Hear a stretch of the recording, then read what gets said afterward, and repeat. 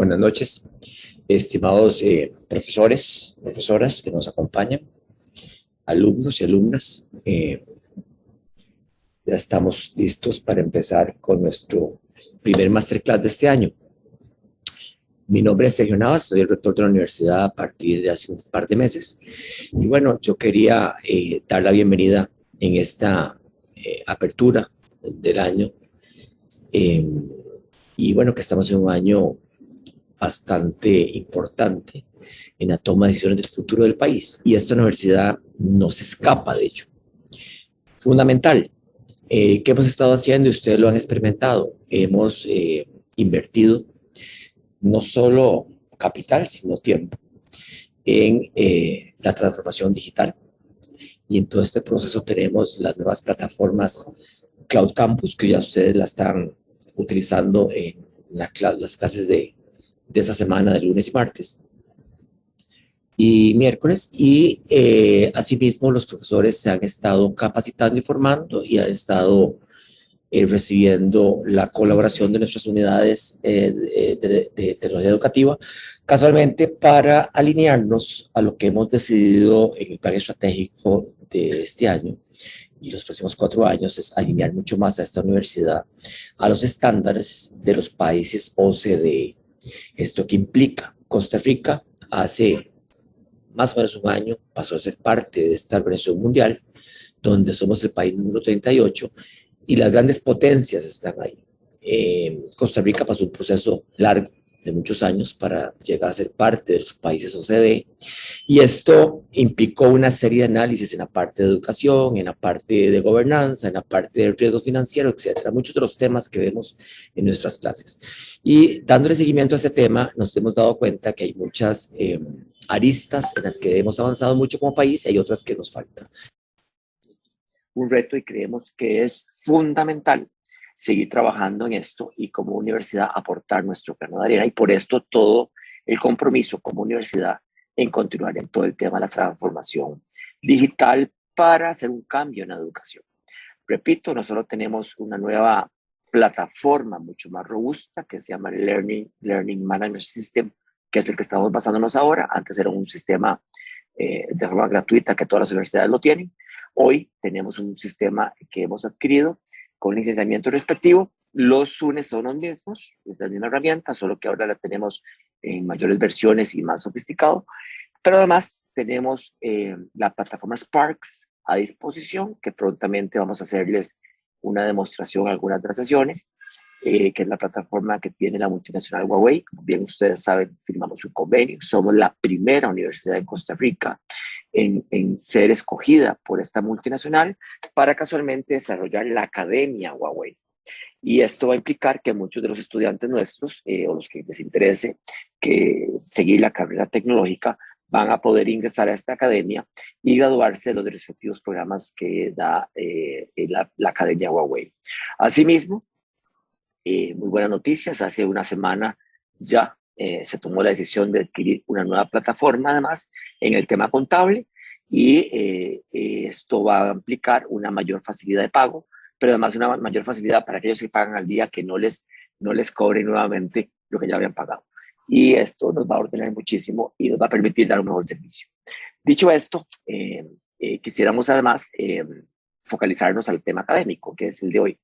Y bueno, darle la bienvenida también a nuestro señor decano, don Luis Román Vega, y a nuestro director de carrera, don José Ignacio Varela, quien muy afanosamente nos propuso esta idea del masterclass.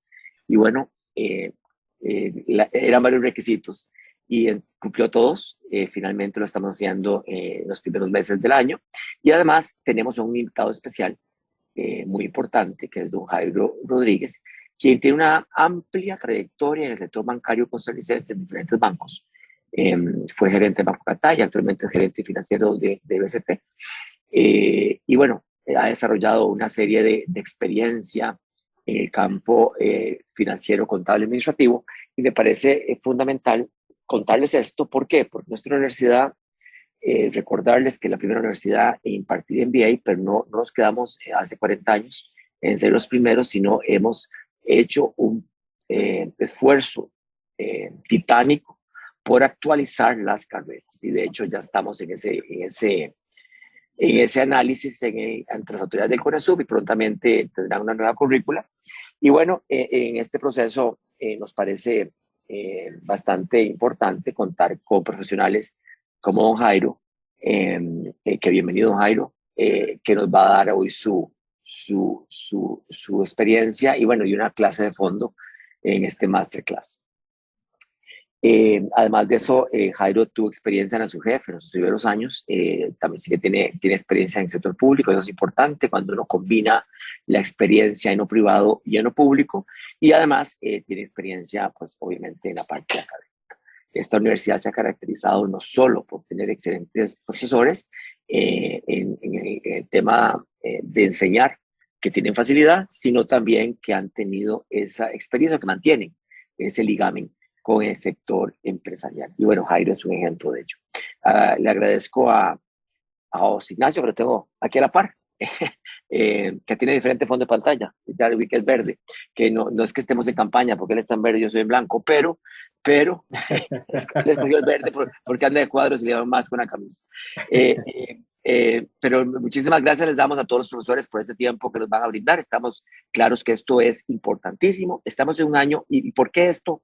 En este año, vamos a escoger este domingo nuestro próximo presidente. Bueno, si es que no vamos a la segunda ronda, pero esperemos, en el mejor de los casos, que sea ya electo el que sea. Estudien. Nosotros tenemos un programa que hicimos con una universidad, con varios vicepresidentes de la República, candidatos y diputados también, y los mismos candidatos, para que los estudiantes se den cuenta un poquito de lo que cada uno de los partidos ofrecía y sus diferencias. Y nos parece fundamental esto, en el sentido de que creemos que hay que hacer un voto fundamentado y que es una responsabilidad, sobre todo de nuestros estudiantes, de nuestros profesores, acudir a las urnas y votar por quien ustedes vayan a votar en ambas papeletas, pero que lo hagamos y nos llevemos a todos los que podamos a votar. Y finalmente, esa decisión que estamos tomando es importante y por eso es importante ese desempeño económico que tuvimos el año pasado.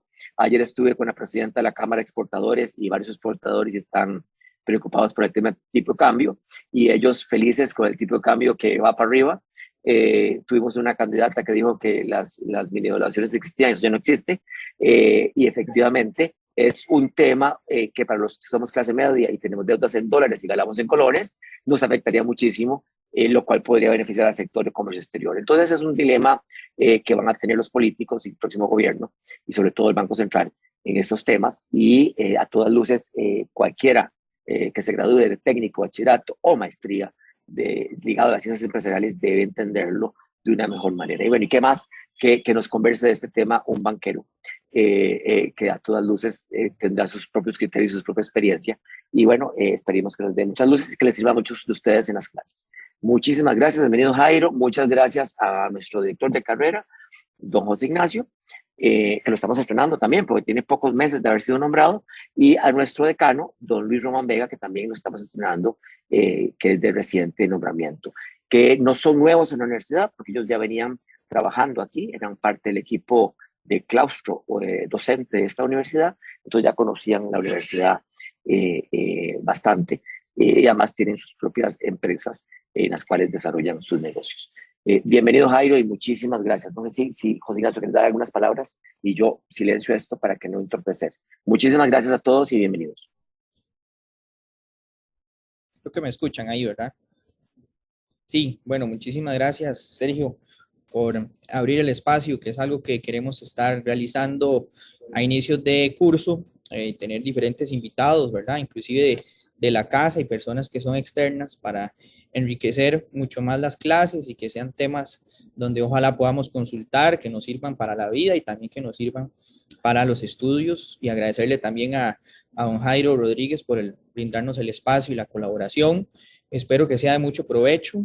Es una charla de desempeño macroeconómico del 2021, ¿verdad? Y un poco las perspectivas que tenemos para este año. Y sin más, pues los dejo con don Jairo y que les sea de mucho provecho. Muchísimas gracias. Arranco yo entonces. Muy buenas noches a todos. Un placer a los que conozco y a los que me estén escuchando por este medio Don Sergio, muchas gracias. Don Luis, Ignacio, un placer. Bueno, realmente me siento muy honrado de que me hagan partícipe de esta actividad y espero poder transmitirles en una charla que suele ser muy corta y que uno podría hablar mucho rato, pero que mi interés es venir a contarles un poco de los temas más importantes o de mayor interés para nuestra vida, para nuestro desempeño y actividades normales. Tal vez, Ignacio, me aclaras un poco la mecánica de consultas. Si me tiro un poco la charla y hasta el final empezamos a interactuar un poco, o cómo va a ser esa mecánica. Sí, me escuchan. Perfecto. Sí, sería al final, correcto. Al final, pues abrimos un espacio de unos 10, 15 minutos para que pues puedan hacer las consultas y alguna duda que tengan y pues vos pues iniciás con la charla seguido. Muy bien. Ajá. La leemos nosotros. Correcto. Sí, sí, la idea es utilizar el chat, ¿verdad? Tal vez no lo dije, pero la mecánica en esto ya de las charlas y clases virtuales es utilizar el chat ahí un poco.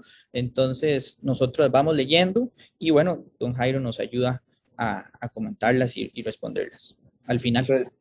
Perfecto, perfecto, muy bien. Vamos a ver.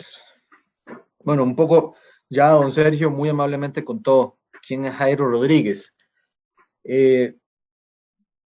Toda la semana pasada que don Ignacio amablemente me invitó a participar, estuve reflexionando sobre el concepto.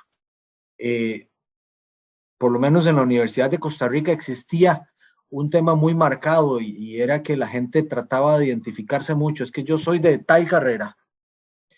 Yo me inicié como economista, pero a lo largo de este desarrollo profesional, lo que he aprendido o lo que he cultivado es que uno tiene que ser lo más multifacético posible. Yo he aprendido de finanzas, de economía, contabilidad, estadística, riesgos. Por supuesto, a cargo de Catay estuve mucho en la dirección estratégica. Tienes que aprender de recursos humanos, de mercadeo. Es muy importante cultivar toda esta diversidad de conocimientos y no pensar en que eres de una carrera, sino que tienes un perfil bastante variado y que te permita adquirir mucho más conocimiento. Estuve en la SUGEF durante 5 años, de ahí migré hacia Banco 1, Catay y BCT, y tengo ya cerca de unos 20 años en el segmento financiero, que por supuesto tiene un enlace perfecto con las carreras de ciencias económicas. ¿Cuál es el enfoque que estamos pensando para darle a esta charla? Es una charla un poco interactiva, donde lo que quiero es mostrarles ese comportamiento de la economía, de cómo venimos cerrando este año y algunas perspectivas para el 2022. Uno podría hablar de muchísimos temas, pero vamos a tratar de agruparlos o consolidarlos llevando una línea secuencial, viendo el comportamiento del crecimiento económico, la situación fiscal, el crédito, que es muy importante, cómo le vaya a los bancos, y los principales macroprecios, las tasas de interés, el tipo de cambio y la inflación. Hay 2 elementos o 2 documentos clave. Yo se los voy a dejar con Ignacio para que se los distribuyan. Son documentos que siempre se van actualizando periódicamente, son la base de esta presentación, pero que además tienen muchísimo más información. El primero de ellos es el World Economic Outlook. El Fondo Monetario, a mi gusto, es el ente internacional con la mayor robustez en recolección de información de desempeño económico de todas las economías del mundo. Y el segundo, por supuesto, es la actualización económica que nos brinda el Banco Central. Ambos acaban de salir en los últimos días y entonces venimos a consolidar un poco la información de ambos. Primero vamos a ver el tema de crecimiento económico. Arrancamos viendo un poco de esa economía internacional, la continuidad de este desempeño que se amarra en un 2021 y cómo puede verse en 2022. El tema del periodo electoral es importante para visualizar qué pudiera ocurrir en el 2022 y, por supuesto, los rezagos de esta pandemia en el crecimiento. Arrancamos con el elemento que nos ha tenido enfrascados los últimos 2 años, en una situación que hemos tenido que ir aprendiendo todos acerca de cómo tener una forma nueva de vivir. En la parte superior lo que pueden observar es cómo venimos en una serie de ciclos o comportamientos en distintos países que han venido a generar una serie de impactos y que recientemente con la última cepa pueden observar en la parte de casos un incremento muy importante.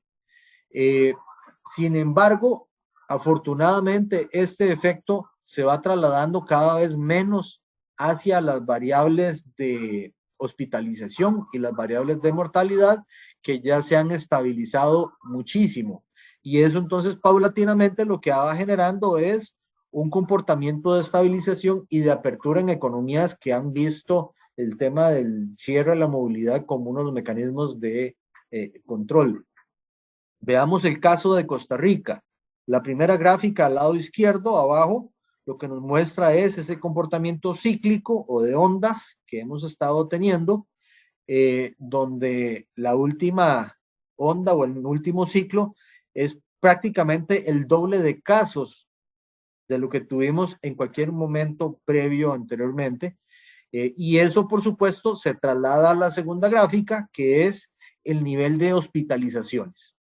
Veamos que el efecto del último impacto, que es más o menos entre junio y octubre, generó un nivel de hospitalizaciones muy importante y un incremento también de los pacientes que tenemos en cuidados intensivos.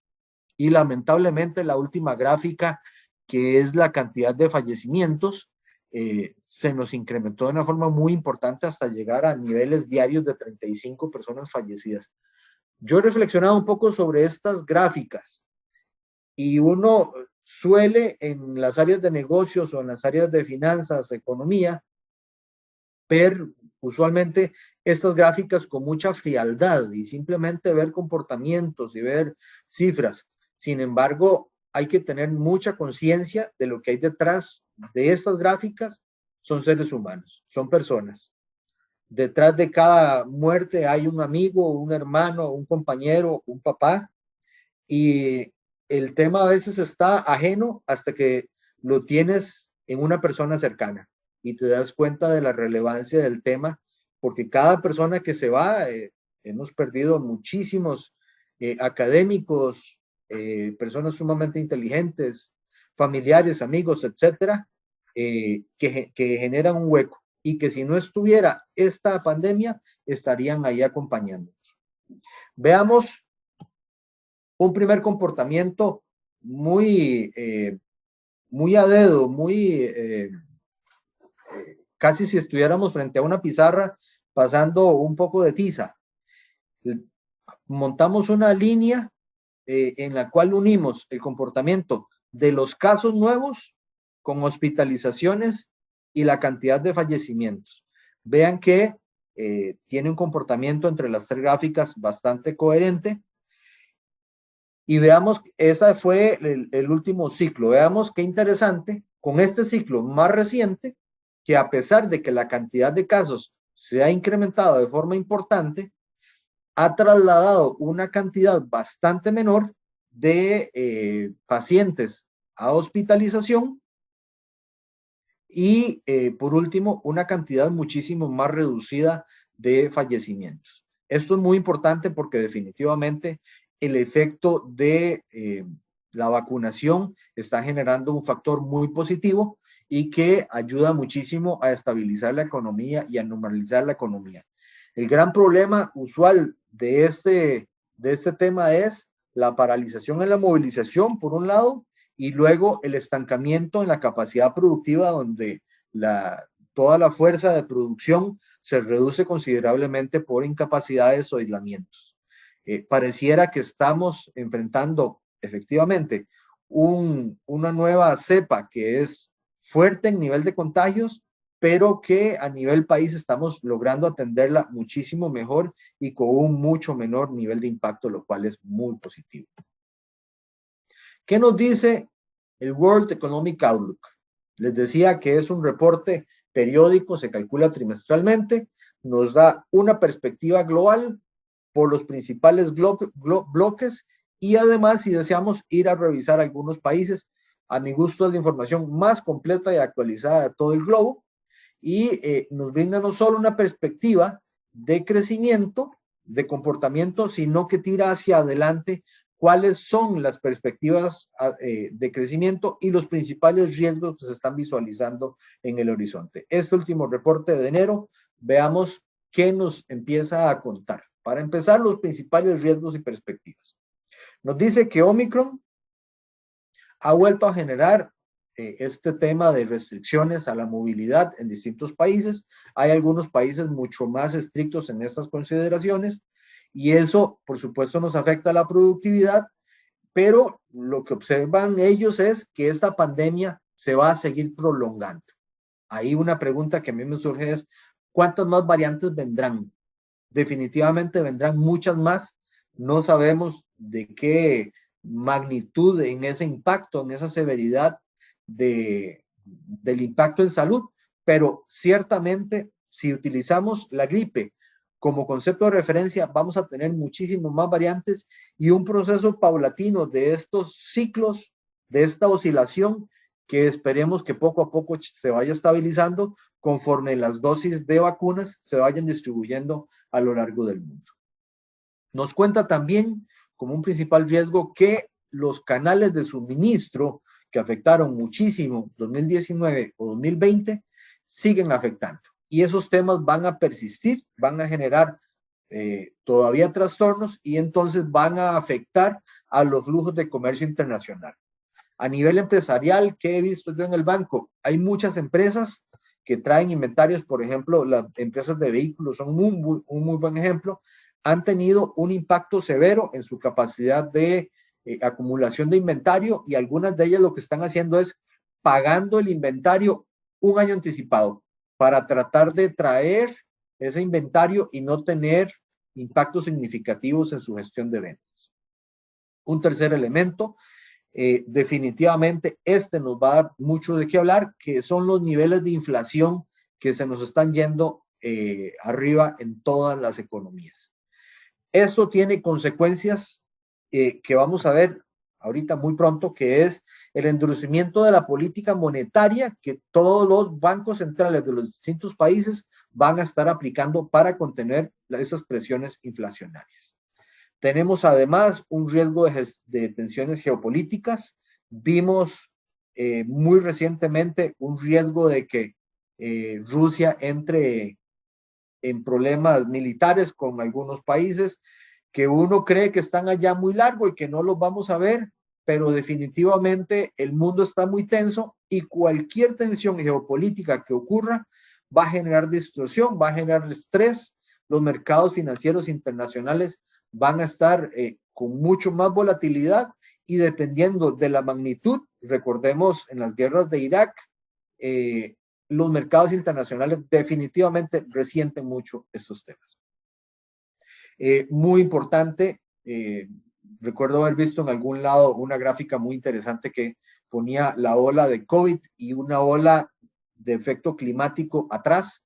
Ciertamente el Fondo Monetario Internacional es muy consciente del tema y lo que dice es, lo que tenemos es una emergencia climática y en esas condiciones lo que existe es una fuerte probabilidad de grandes catástrofes naturales. ¿De qué magnitud? No lo sabemos. Por último, otro riesgo muy relevante es que en este periodo 2019, 2020, 2021, muchos de los gobiernos incrementaron de forma muy significativa sus niveles de endeudamiento. Y eso es especialmente relevante con una perspectiva de incremento en las tasas de interés. Más endeudados con tasas al alza, ahora el señor Navas efectivamente mencionaba un tema relevante. A todos nos va a golpear el bolsillo y en especial a gobiernos que tengan elevados niveles de endeudamiento, a empresas que estén muy endeudadas y a personas muy endeudadas los puede agarrar complicados si las tasas de interés se incrementan de forma importante. ¿Qué proyecciones de crecimiento mundial nos da el Fondo Monetario? En el reporte de octubre de 2021, o sea, hace 3 meses nos dijo que proyectaba un crecimiento del 2021 del 5.9% y del 4.4% en el 2022. O sea, un efecto de estabilización o de suavización de ese crecimiento. 3 meses después, básicamente lo que dice es, nos parece que el crecimiento que habíamos proyectado es menor, va a ser de un 4.2% para el 2021 y el 2022 igualmente un 3.9%, o sea, una reducción de 170 puntos base en el 2021 y de 50 puntos base en el 2022. Estabiliza el crecimiento aproximadamente en un 4%. Veamos este comportamiento. Este es el crecimiento de los principales bloques. La línea negra, arranquemos por Latinoamérica. Vean qué interesante cómo esa línea negra está prácticamente abajo de todos los bloques. La línea roja es Estados Unidos, que cayó cerca de un 4%, reflejaría una recuperación de cerca de un 5% y se estabilizaría luego en el 2022, más o menos en un 3.80 y un 2% en el 2023, o sea, una reducción en ese dinamismo. Línea celeste, la zona euro. Recordemos que la zona euro pasó por un periodo muy difícil en el cual tuvo un periodo de contracción económica y nulo crecimiento durante muchos años. Bueno, estaría en un proceso de recuperación 2021, 22, 23, pero al igual que Estados Unidos, con una tasa de crecimiento que se desacelera. La línea naranja, mercados emergentes, tiene un comportamiento un poco diferente y básicamente aquí lo que tenemos es a China, que jala de forma importante a los países que le rodean, con un comportamiento mucho más estable y mayor dinamismo. Vemos ese comportamiento de Asia en la línea azul en esa ruta.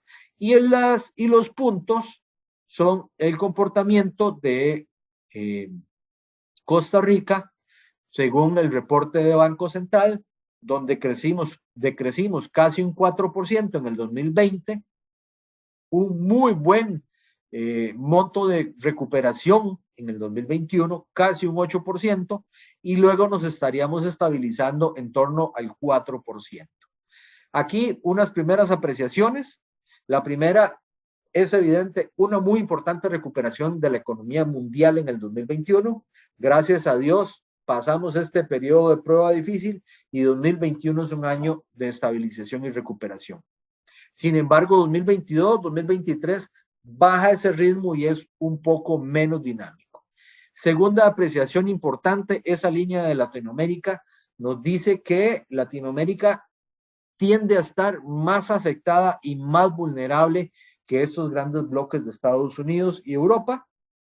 Entonces, en general las proyecciones son crecer menos en 2021, pero además proyectar un crecimiento un poco más moderado en los próximos años.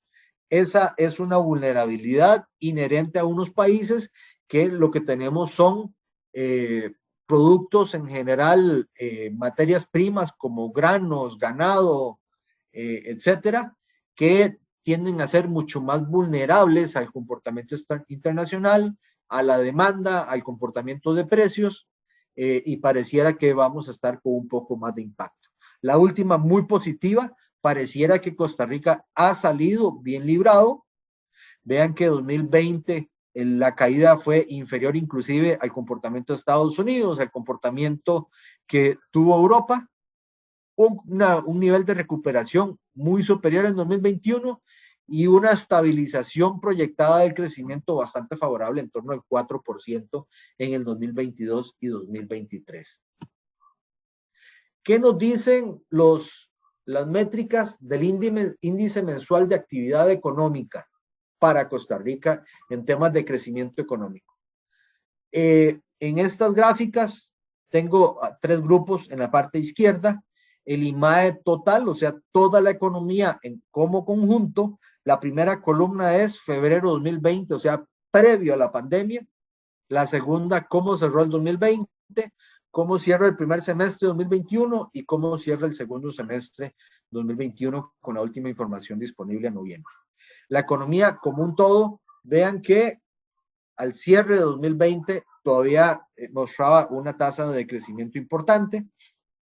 A mediados de 2021 pareciera que ya empieza a recuperar los niveles de crecimiento que tenía antes de pandemia, y al cierre de 2021 efectivamente ese volumen de producción ya es superior a lo que teníamos antes de pandemia. Ahora, separemos un poquito este comportamiento. Lo partimos en dos, uno que le llamamos régimen definitivo, que es algo que se asemeja a la economía local, y otro régimen especial que es zona franca. Vean que es muy marcado el comportamiento entre uno y otro. Por un lado, la economía local sí se ha recuperado, pero de una forma muchísimo más conservadora. En tanto que zonas francas son las que han jalado positivamente las métricas de recuperación de la economía y ni siquiera mostraron caídas importantes al cierre del 2020. Ya para el cierre del 2020 ya estaban con niveles de crecimiento en volumen de producción superiores a los que había previo a pandemia. O sea, fue un nivel de recuperación muy importante. Y por supuesto, al cierre del 2021 van generando un dinamismo muy marcado. Si lo vemos en tasas de variación, vemos una caída muy marcada en el efecto de la pandemia entre febrero y marzo. Luego, la economía local, después de esa caída, se empieza a estabilizar muy poco a poco y luego empieza a recuperarse. Y la economía de zonas francas que se ha disparado y ha reflejado tasas de crecimiento muy significativas. Si partimos ese comportamiento por las distintas actividades económicas, también vemos un comportamiento que se distribuye de forma asimétrica o dispareja entre distintas actividades. La que ha mostrado mucho más dinamismo es la actividad de servicios. Somos una economía de servicios en muchos de los segmentos comerciales, financieros. Aquí tenemos shared service centers muy importantes en el país y este componente ha venido recuperando de forma muy importante. El sector industrial, vean el nivel de recuperación que ha reflejado, muy superior a lo que teníamos previo a pandemia. La actividad financiera ha recuperado, pero de una forma más moderada. La actividad inmobiliaria logró ya recuperar, pero apenas va saliendo con los pelitos en el alambre respecto a previo a pandemia. Electricidad se ha recuperado, pero vean que entre junio y diciembre pareciera más bien que se ha tendido a desacelerar. El sector agrícola recuperó, pero ahí va. Normalmente el sector agrícola tiene tasas de crecimiento muy modestas.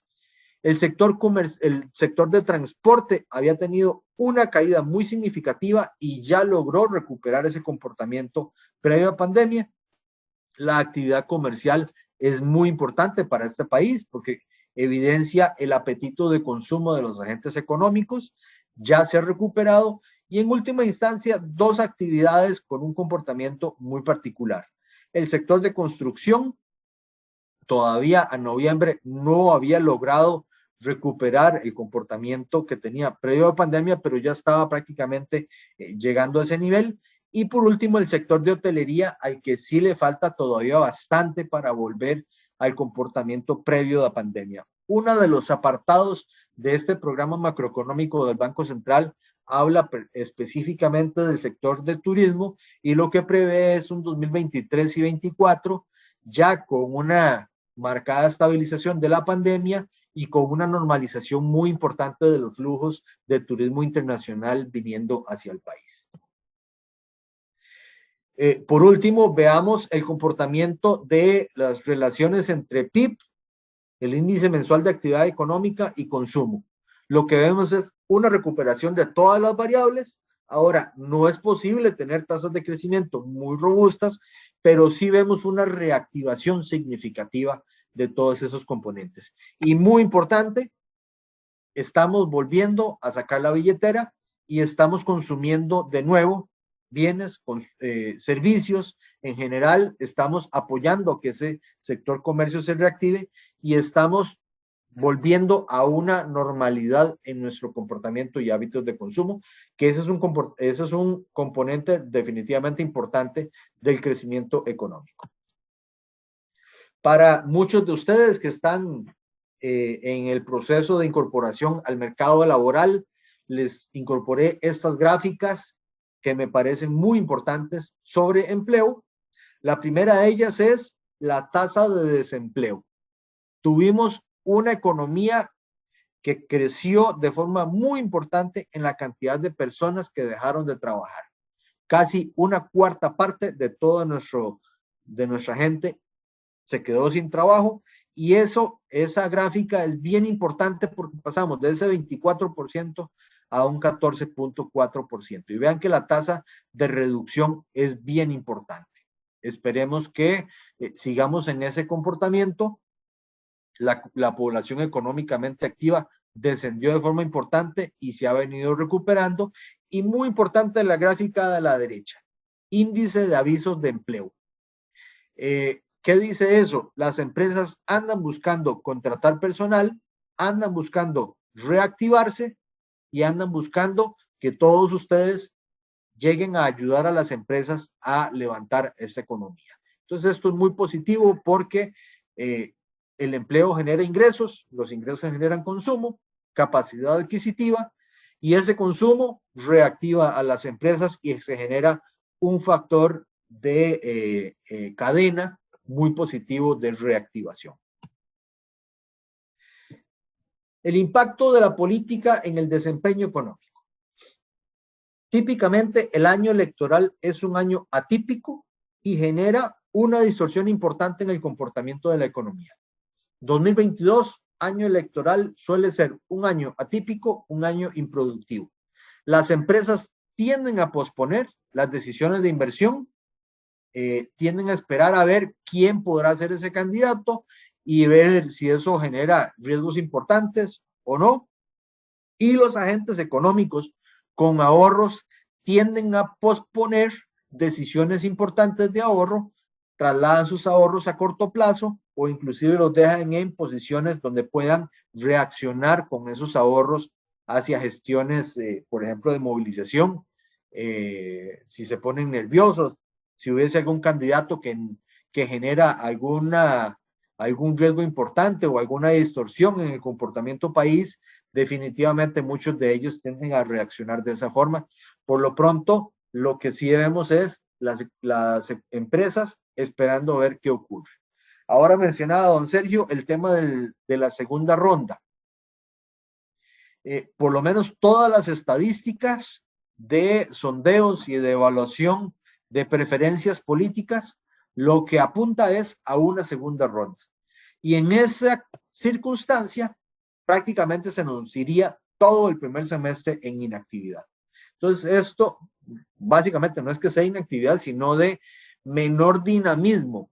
Con una definición clara de presidente, todas las empresas se bajan otra vez a reactivar sus proyectos, a crear fuentes de empleo, a producir más, pero con un proceso que aún no se define, tienden a pausar esa toma de decisiones. Ahora, una vez que pasa ese proceso, lo que he revisado en el pasado es que lo que hay es una efervescencia inicial. Las empresas, ya una vez que conocen el candidato, empiezan a tomar decisiones, empiezan a aceptar el rumbo y a esforzarse para generar un buen segundo semestre. En el caso de los agentes económicos, se estabilizan y vuelven a tener una gestión positiva. En algunos periodos que he revisado, lo que hay en las encuestas de aceptación política es una curva que asciende en aceptación, no sé si uno le pudiera llamar, en cariño por el presidente, que luego empieza a disiparse conforme empiezan a aparecer cosas, tomas de decisiones o elementos que no nos guste tanto. Ahora, me devuelvo al punto anterior. Las encuestas recientes básicamente nos muestran a 3 candidatos punteros que no supondrían cambios significativos en la dinámica económica. José María Figueres, que ya estuvo dirigiendo este país, doña Linet Saborío que es de la línea del Partido Unidad Social Cristiana, que ha gobernado este país, y Fabricio, que ha tratado de vender una imagen bastante estable, con un equipo económico bastante variado, muy abierto a aceptar propuestas de gente que le quiera ayudar. Entonces, esperaríamos que si alguno de esos tres queda en ese proceso final, no tengamos cambios significativos. Sin embargo, hay que tener claro que aún no hay nada definitivo. Cualquiera puede ganar. Y en las últimas dos elecciones, efectivamente, lo que tuvimos fue un proceso donde las estadísticas, las encuestas nos daban una inclinación, una aparente percepción de preferencia, y ciertos candidatos que estaban mucho más rezagados son los que finalmente quedaron elegidos. Así que el grado de incertidumbre es relevante y seguirá siendo un tema importante. Vamos al tema de situación fiscal. Recordemos que este ha sido uno de los temas más importantes de plática sobre los riesgos que ha tenido esta economía. Veamos la gráfica de arriba. Ahí lo que tenemos son los últimos 3 gobiernos del 2009 al 2021, o sea, 12 años de comportamiento gráfico. Básicamente esa gráfica, ¿qué nos muestra? Un comportamiento muy creciente y constante en el crecimiento de los gastos y un comportamiento de crecimiento en los ingresos a un ritmo muchísimo menor, que básicamente lo que nos abre ahí es una V que se va abriendo, expandiendo, y nos va abriendo ese déficit que empezó en 500.000 millones de colones hace 12 años y pasó a los 3.000 millones de colones hacia el cierre del 2019. Muy positivo lo que vemos en esa gráfica inferior, ese déficit que vino reduciendo y incrementando sostenidamente, pareciera que viene en un proceso de recuperación. Y eso básicamente me parece que es una muy buena noticia. Veámoslo en términos porcentuales. La estructura de gastos, que venía creciendo en general en términos de variación interanual a ritmos cercanos al 10%, se redujo a niveles cercanos a cero. O sea, el gobierno puso freno a los gastos, al control de gastos, y eso definitivamente estabilizó esa variable. Y por el lado de ingresos, que se cayeron muy significativamente por el efecto de pandemia, han tenido una reactivación. Y esa reactivación en ingresos lo vemos prácticamente en todos los componentes de ingreso. Entonces, me parece que aquí hay una noticia positiva. Devolvámonos, teníamos un déficit fiscal creciente que encendía alarmas, y que gracias a este esfuerzo que han estado realizando de parte de Hacienda, sigue siendo un tema relevante, pero con un proceso de control y de gestión que pareciera estarlo ordenando un poco más. Veámoslo en términos porcentuales respecto al Producto Interno Bruto. Las 3 líneas de abajo nos dan el sector público no financiero, la línea negra, el sector público global, la línea azul, y el gobierno central, la línea roja. Estas tres componentes llegaron prácticamente al 8%. En el caso del gobierno central, superó inclusive el 8% en el 2020, y según la publicación más reciente, estaría descendiendo al 5.2%. El tema no se ha arreglado claramente, pero sí hay una muestra de que aquí hay un proceso de recuperación muy importante, y de cara me voy a brincar a la negociación con el Fondo Monetario Internacional, es muy importante ese mensaje de estabilización del tema. ¿Qué es primero, el huevo o la gallina? ¿Deberíamos endeudarnos o no con el Fondo Monetario Internacional? Porque el Fondo Monetario lo primero que nos dice es que para ser sujetos de crédito tenemos que ordenarnos. Pero entonces, si estoy ordenado, ¿para qué ocupo el crédito? Ahí el problema que tenemos es que Costa Rica ha tenido una seria dificultad para mantener esas finanzas en orden. Recordemos la gráfica del déficit fiscal creciendo de una forma muy sostenida. Pero entonces, si ya estoy ordenado, ¿por qué ocuparía ese crédito? Bueno, todavía nos queda un hueco muy grande en el déficit y un endeudamiento muy grande de mucha plata que debemos pagar. Eso entonces nos requiere generar confianza ante los mercados internacionales, buscar tasas de financiamiento lo más bajas posibles, especialmente en un periodo en el cual las tasas internacionales van a estar subiendo. Y definitivamente, si tienes al Fondo Monetario Internacional prestándonos dinero, ellos no nos lo van a dar de gratis, sino que nos van a exigir que tengamos un control de las finanzas y que sigamos haciendo las cosas bien. Más o menos ahí la analogía, el borrachito que ocupa que le escondan la pachita. Iríamos bien, pero con la necesidad de estar siempre bajo control y con un Fondo Monetario atrás diciéndonos tienen que seguir haciendo bien las cosas para que yo les siga prestando dinero y para que yo siga prestando el nombre Fondo Monetario, porque eso es importante. Fondo Monetario dice, hasta cierto punto, yo doy un cierto aval o elemento de confianza de que este país está haciendo las cosas bien y por lo tanto le estoy prestando dinero. Y al hacer eso, entonces vienen una serie de instituciones financieras internacionales que dicen, si Fondo Monetario le presta dinero, yo le voy a prestar dinero. Ese tema es importante con esta gráfica. El endeudamiento global de nuestro aparato estatal. Vean que 2018, ese endeudamiento total respecto al PIB era un 52%. 56 en el 2019, 67 en el 2020.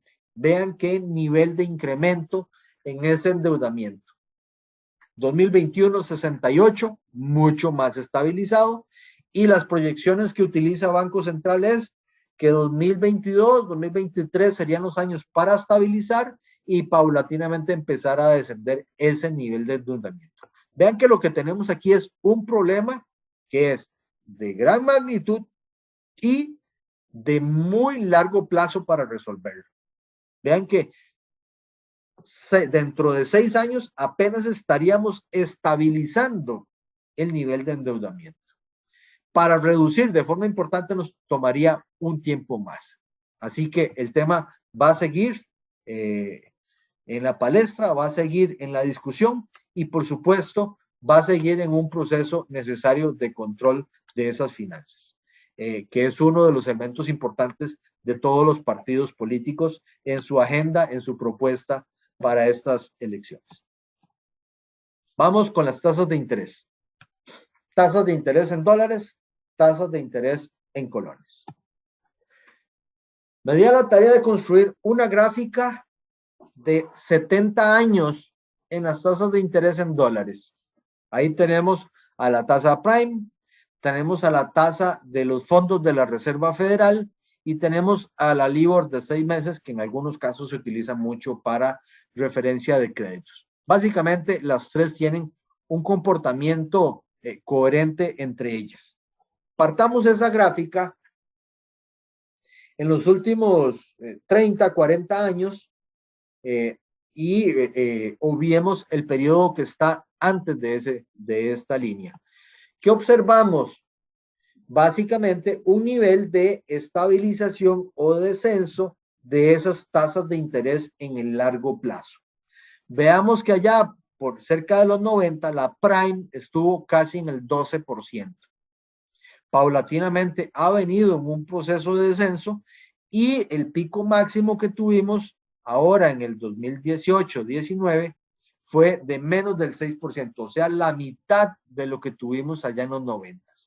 Esto es importante porque uno lo que podría prever si no existe una catástrofe o un elemento significativo es que esa tasa va a ir subiendo, pero a niveles un poco más bajos. El segundo comportamiento, vean ese comportamiento cíclico. Yo ahí lo que le digo es la expresión usual, todo lo que sube tiene que bajar, pero en este momento estamos en la parte más baja de tasas, así que al contrario, todo lo que baja tiene que subir. Las tasas van a subir y la gran pregunta que uno se hace es ¿cuánto van a subir? En los últimos ajustes, básicamente lo que hemos tenido de ajuste o de incremento de esas tasas en dólares son incrementos entre los 250 y los 400 puntos base. O sea, la Prime, que está en el 3.25 en este momento, podría irse utilizando ese parámetro de referencia, 325 más 250, entre el 6 y el 8%, y 7,5% más o menos. Si utilizamos la referencia de los últimos ciclos, de ese último comportamiento. Esperemos que esta alza no sea significativa y ahí nos iremos dando cuenta en el camino. ¿Cuál ha sido la respuesta de los bancos centrales?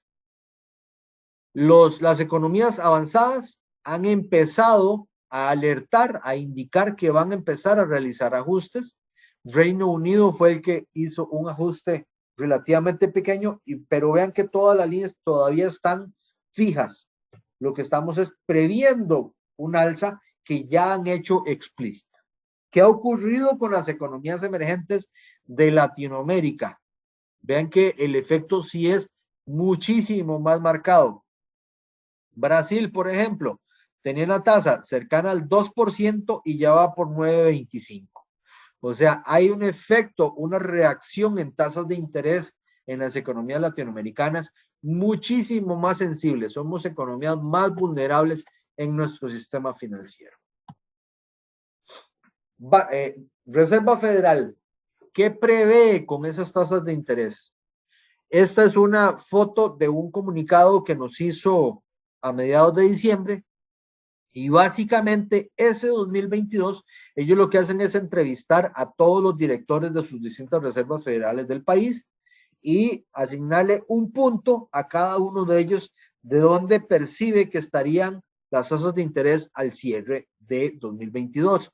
Básicamente ese círculo que está abajo lo que nos dice es una muy buena parte de ellos consideran que las tasas pudieran estar entre el 0,60 y el 0,75%. O sea, aproximadamente unos 3 ajustes a lo largo del año de 25 puntos cada uno. 2023, un poco de ajuste más y esas tasas podrían estar llegando al 2%. Con un rango ahí de volatilidad o de probabilidad de que sea un poco menor. ¿Qué están visualizando? Entonces, veamos esta gráfica. Lo que están visualizando es que este ciclo, esta alza, sería más moderada y no superior a los 200 puntos base, lo cual nos permitiría seguir con esa línea descendente con unas tasas de interés que sean cada vez más suaves. Lo cual, como decía don Sergio, es bien importante para las personas que manejan crédito en dólares porque ese costo de financiamiento entonces no se incrementa significativamente. 2024, un poco más de alza y eventualmente llegar hasta un 3% y a partir de ahí una estabilización entre el 2 y el 3%, muy posiblemente cerca del 2,5%. ¿Qué nos dice Banco Central? Banco Central hizo un comunicado a mediados de diciembre e hizo un comunicado ahora en enero. De todo ese comunicado, a mí me pareció muy relevante un apartado que decía explícitamente, vamos a realizar una senda de aumentos graduales en la tasa de política monetaria. ¿Y qué significa una senda de aumentos graduales? Yo lo interpreto básicamente como un ajuste importante en la tasa, que no van a dudar en ningún momento de ajustarla y van a ir ajustando esa tasa de interés para garantizar que la inflación se mantenga en el rango establecido, que es del 3% más o menos 1%. Ahorita vamos a ver inflación. Nos dice que la escalada de inflación que han observado, esto nos dijo a mediados de diciembre, y las expectativas de inflación se encontraban muy por encima de las metas que tiene Banco Central. Nos dijo también que el repunte de la inflación podría ser más fuerte de lo previsto y nos dijo además que existía una brecha de producto o capacidad ociosa en las empresas, de modo que el impacto en los precios internacionales lo iban a absorber de forma importante sin trasladarlo a los consumidores, pero que esa capacidad ociosa se está cerrando y por lo tanto existe un riesgo de traslado más importante de la inflación importada a los precios locales. Ahora, el 26 de enero, acaba de pasar, nos hizo un segundo comunicado. Y vean que en cada uno de ellos nos ajustó 50 puntos base de tasa de interés. La Reserva Federal en sus comunicados dice, bueno, es posible que nosotros hagamos ajustes de 25 puntos base. Banco Central en mes y medio nos incrementó 100 puntos de un solo. O sea, sí está dando un mensaje contundente de vamos a ajustar las tasas lo que sea necesario para mantener la inflación bajo control. Y en ese comunicado lo que nos dijo es, la brecha de producción continúa disminuyendo y cerca de eliminarse. O sea, ya no hay efecto de absorción de los precios por parte de las empresas. La inflación viene aumentando, los precios al productor industrial vienen incrementándose, la inflación importada es creciente y persistente y siguen los riesgos de presión en la inflación asociada a alza en salarios. En otras palabras, nos está dando un mensaje contundente de la inflación nos va a seguir golpeando y por lo tanto yo voy a seguir articulando ajustes periódicos en las tasas de interés para minimizar ese efecto de traslado a inflación. Tasas en colones. La tasa de política monetaria, que es la que administra Banco Central, es la línea azul que está abajo, y al lado arriba la tasa básica pasiva, que es la que nos afecta en los créditos. Bueno, aquí también lo que tenemos es un comportamiento descendente. Yo no sé si Ignacio se recordará, pero por lo menos don Sergio y don Luis, no dudo que sí se recuerden. Iniciando el 2000, teníamos una tasa básica, imagínense, una tasa de referencia del 18%. Y si el crédito era tasa básica más 6, teníamos créditos al 25%. Señores, imagínense. Bueno, esa tasa básica ha venido, al igual que las tasas internacionales, en un comportamiento cíclico, pero en una tendencia muy marcada a la baja.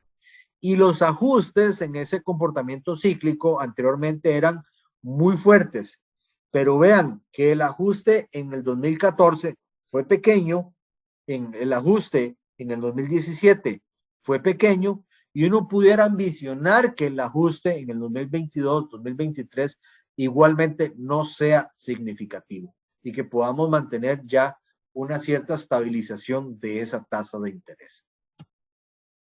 Vamos a ver precios. Estados Unidos, un país que históricamente maneja indicadores de precios cercanos al 2% por muchos años. Y vean lo que le creció la inflación. La métrica azul es la inflación, el índice global que les llegó al 7%. Perdón, al 5.45 con perspectiva de llegar al 7% en el 2022. Y quitando energía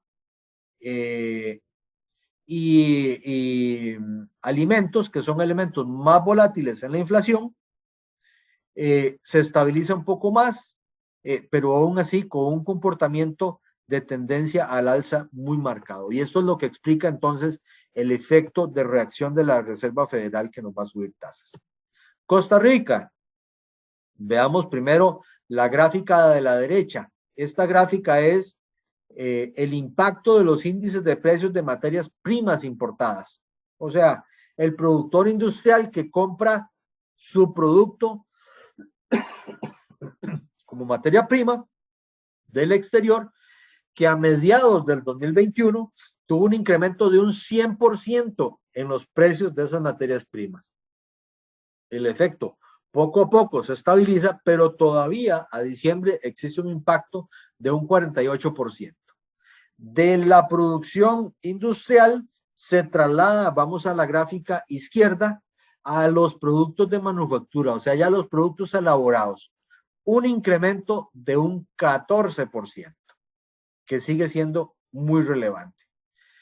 Y por último, de ese se traslada a las gráficas de abajo, que es el índice de precios al consumidor, que cerró en el 330 y estaba en cerca de 0 a mediados del 2020, y el índice de inflación subyacente, que es la línea naranja, que le quita igualmente los elementos de volatilidad, pero está en un 260. Entonces, resumen, impacto de los precios internacionales muy marcado, se traslada a la producción industrial y de ahí a la producción local, al índice de precios al consumidor, que es la métrica oficial de inflación. Si vemos también el comportamiento, esa gráfica no la incluí, pero no sabía con cuánto tiempo iba a disponer, que es el comportamiento del petróleo. Ese es un producto importante para nuestro país y ha tenido un alza importante, un ajuste en ese precio, que por supuesto también nos va a impactar. Tipo de cambio. El tipo de cambio es una variable que en teoría está explicada por el comportamiento de los agentes económicos. Sin embargo, en Costa Rica todavía Banco Central tiene una intervención bien importante en su comportamiento y básicamente lo que hace es tener intervenciones para estabilizar o minimizar la volatilidad excesiva. Ahora, ¿cuál es el comportamiento de largo plazo? Al alza.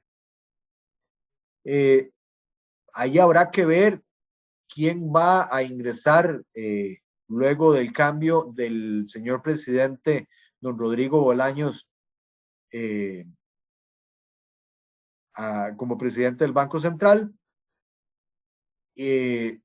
A veces cuando hay cambio de presidente hay cambio de estrategia, entonces habrá que ver cuál es esa estrategia que se adopte, pero lo que sí es claro es que en una economía pequeña, dependiente de los mercados internacionales, con niveles inflacionarios usualmente más altos que los internacionales, el tipo de cambio suele ser una variable de ajuste entre precios internos y precios externos, y entonces tiende a subir de forma sostenida. No estamos teniendo comportamientos al alza significativos. El problema es que a veces uno se acostumbra a tener tipos de cambio muy estables y quisiera que ese tipo de cambio siguiera así. Sin embargo, la realidad país en Costa Rica es, en una economía pequeña y abierta, ese tipo de cambio va a seguir tendiendo al alza.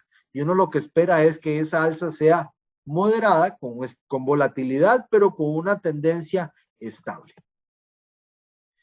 Sistema financiero y el crédito. La liquidez es un componente muy importante del desempeño de los bancos. Si hay plata, hay capacidad de distribuirla en crédito y hay comportamientos estables de tasas de interés. Si la liquidez se reduce, genera una serie de distorsiones y ajustes que a veces uno no quiere ver en las tasas de interés. En general, lo que se ve es una liquidez significativa en dólares, porque el crédito en dólares el año pasado se mantuvo muy poco animado, y el crédito en colones, por el contrario, creció de una forma muy importante y por lo tanto drenó los excedentes de liquidez que existían, y por eso uno observa en la gráfica de la derecha tasas de crecimiento relativamente bajas. Sin embargo, veamos el comportamiento del crédito. El crédito es una variable muy relevante porque va de la mano del crecimiento económico, y a la inversa, el crédito apoya la reactivación económica, y la reactivación de toda la economía ayuda a que se demande más crédito. Van de la mano. Lo que vimos básicamente es, esto es del 2003 al 2021, son casi 20 años, 18 años. Un nivel de crecimiento bastante dinámico en los primeros 10 años, del 2000 al 2010, tasas de crecimiento del crédito que llegaron inclusive al 30% cuando la economía estuvo muy dinámica. Luego se tendieron a reducir en el 2009 con la crisis financiera que tuvimos.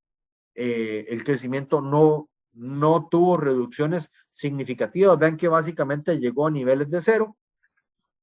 Volvió a reactivar un poco a niveles de crecimiento levemente superiores al 10%, pero más o menos a partir del 2014 y en adelante, el nivel de crédito del sector privado mostró un comportamiento cada vez más a la baja y una desaceleración muy importante, coherente con una economía que vino creciendo cada vez menos. Muy positivo en esta gráfica, vemos más o menos desde el 2020 una reactivación paulatina en esa recuperación del crédito que es consistente con una reactivación de la economía.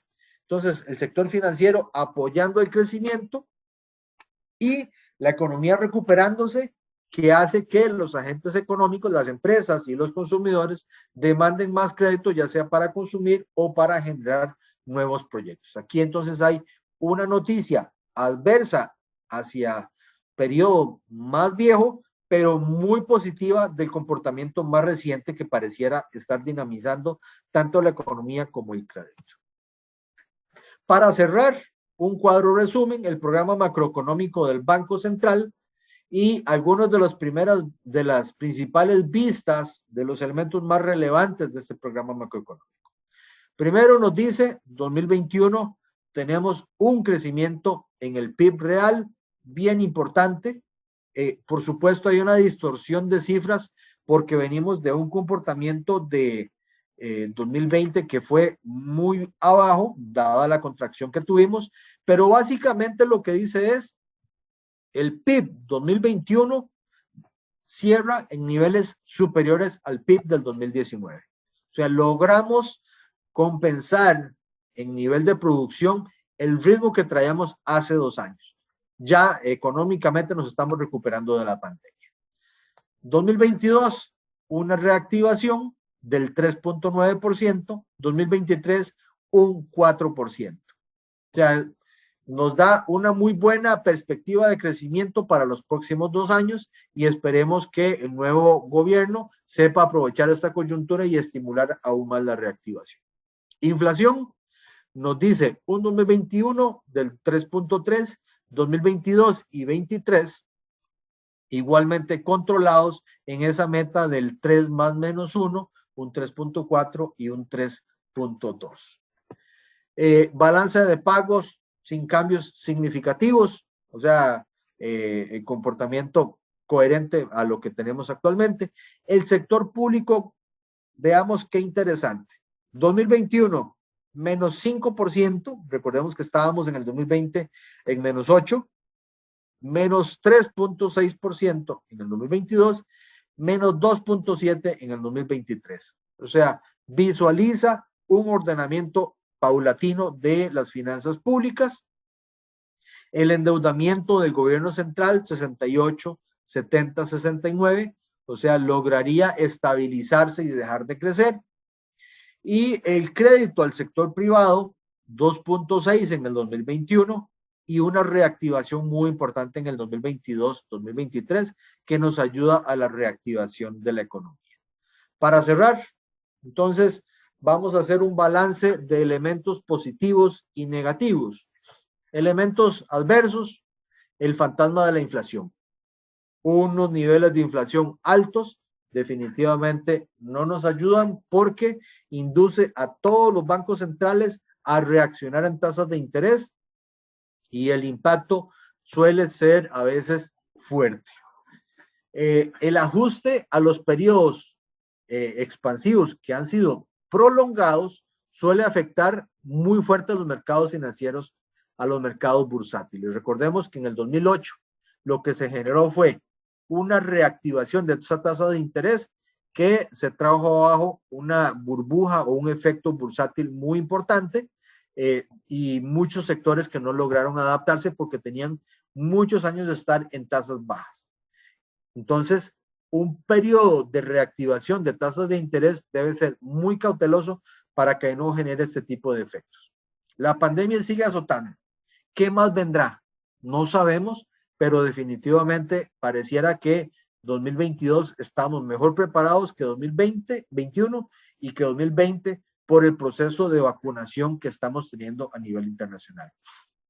Riesgos latentes, los factores climáticos, los factores geopolíticos y economías muy endeudadas, y ahí puede surgir cualquier efecto adverso. Elementos positivos.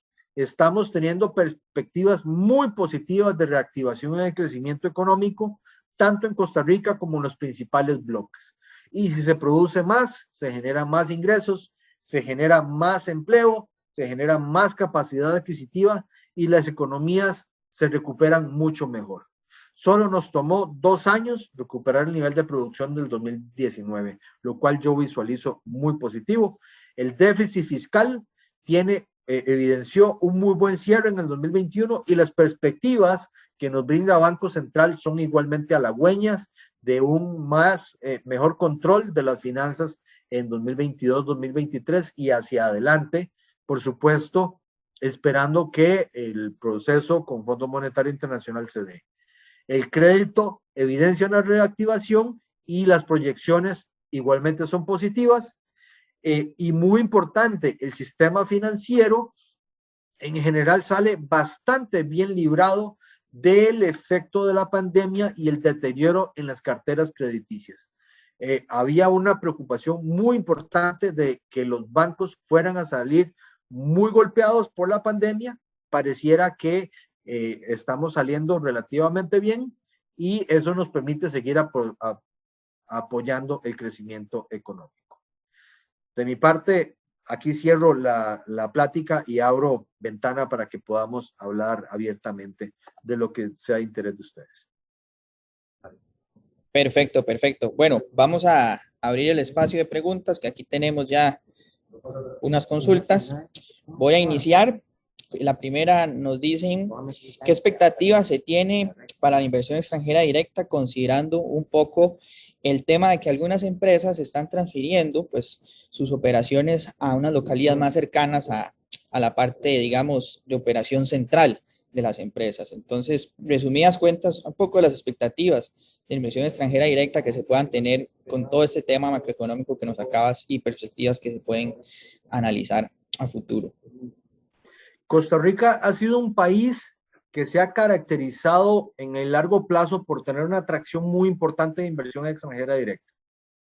Hemos tenido flujos significativos de inversión. Recordemos el caso de Guanacaste, donde tuvimos una inversión muy importante, y Guanacaste está reactivándose a niveles muy importantes actualmente. Y estamos teniendo un boom inmobiliario nuevamente muy positivo ahí. Pero también hay otro componente que es bien importante y es a nivel empresarial. El mejor caso que me surge en mente es el de Intel. Hay una realidad geopolítica de que Estados Unidos sigue peleado con China. Y eso nos favorece porque somos una economía cerca de Estados Unidos donde fácilmente algunos de los niveles de producción existentes en China se pueden venir para acá. Y el caso de Intel es ese. Desestimulamos China, estimulamos economías de la región y creo que podemos salir bastante favorecidos en el proceso. Perfecto. Muchísimas gracias. Por acá tenemos otra. Dice, ¿cuál sería la recomendación para ahorrar o invertir a un plazo menor a un año, si en moneda local o en dólar? Una de las gráficas que presenta Banco Central es que el premio por ahorrar en colones es negativo. Tenemos una inflación del 3.3 y las tasas de interés que vas a conseguir en el mercado son bastante bajas. Tenemos perspectiva al alza en tasas en dólares, perspectiva posiblemente al alza en tipo de cambio. Me pareciera que pudiera haber ahí alguna expectativa positiva de ahorro en dólares. Perfecto. Otra por acá. Quisiera saber por qué el tipo de cambio es un poco más volátil en periodos electorales, como el que estamos viviendo, si tiene alguna inferencia importante en el mismo. Si no hay sustos significativos, es volatilidad normal. El problema es si hay amenazas de que vaya a llegar algún presidente loco o que asuste a la gente, o algún presidente extraño o algún presidente con posiciones extremas, eso definitivamente ahuyenta los capitales y los mercados de moneda extranjera son especialmente sensibles. Pero actualmente no estamos teniendo ese comportamiento. O sea, yo no estoy viendo un mercado cambiario volátil, veo el comportamiento normal. Perfecto. Aquí viene una picante, diría uno. Nos preguntan, don Jairo, que si has escuchado ahorita algún candidato, alguna política económica que sea innovadora y disruptiva, ¿verdad? Sin indicar el nombre ni nada, si has logrado escuchar por ahí alguna política económica que vos digas, mira, me parece innovadora, es algo que podría ayudarnos bastante y nos podría cambiar un poco el norte, ¿verdad? Siempre hacia el lado positivo. Han andado muy coherentes o muy cercanos en muchas de las propuestas. Yo creo que FEINSAC hace una gestión interesante de propuesta que le ha costado a los demás porque es una toma de decisiones complicada y es reestructurar el aparato estatal. Tenemos una cantidad de empresas gigantesca, creo que llega casi a las 350 empresas, y una toma de decisiones de reestructuración de ese paquete ha pasado por múltiples partidos políticos en los cuales ninguno quiere echarse esa carga al hombro, esa toma de decisión. FEINSAC explícitamente ha propuesto ese tema como parte de su agenda política. Costa Rica ha tenido un problema de falta de planeación de largo plazo, y revisen un poco qué candidatos pudieran tener esa visión de más largo plazo y no cortoplacista. Creo que ese es un elemento muy importante para valorar.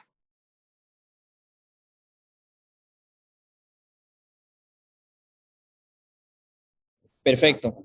No, se me quedó pegado el micrófono. Y una última para pues ajustarnos al tiempo que tenemos. Ahí hay mucho más preguntas, pero vamos a tratar de resolverlas. La idea es hacer un pequeño resumen de la charla y pues de las cosas más importantes e inclusive algunas preguntas y respuestas. Y para cerrar, quería consultarle acá a don Jairo la última pregunta que nos hacen. ¿Qué papel juega el movimiento cooperativo para la reactivación económica a su criterio? El sector cooperativo tiene a una cantidad muy significativa de individuos, de agentes, de personas que definitivamente tienen una interacción muy significativa tanto en ahorros como en crédito con el sistema financiero. Afecta positivamente cuando otorgan crédito, que ese crédito favorece nuevos proyectos, favorece compras de casas, favorece consumo, pero además genera un estímulo a la gente para que pueda ahorrar y les brinda muy buenas tasas de interés. Definitivamente es un sector que forma parte importante del sistema financiero. Perfecto. Bueno, muchísimas gracias a Jairo por la presentación y por enriquecernos con estos temas que son de relevancia nacional, ¿verdad? Son temas económicos y a veces un poco técnicos, pero efectivamente cuando tenemos una exposición así de clara y temas aterrizados y con ejemplos de la realidad, pues logramos entender mucho más estos aspectos. Vamos a dejar un link ahorita en el chat para que ustedes puedan accesar a la presentación que don Jairo muy amablemente nos suministró también. Posiblemente también ahí va a estar el link con los documentos que don Jairo ahora mencionó y sobre los cuales la presentación se basó. Y bueno, agradecerle a don Jairo. Yo no sé si quería invitar a don Luis Román que nos brinde unas palabras. Y de mi parte, igualmente agradecerles a todos los profesores y estudiantes que se hicieron presentes. Y bueno, ojalá haya sido de bastante provecho. Sí, sin duda. Muchas gracias, Ignacio. Sin duda, la participación de Jairo muy clara, ¿verdad? Y nos hace ver cómo el campo de la administración para todos los estudiantes y profesores que estamos acá conectados es un campo muy amplio, ¿verdad?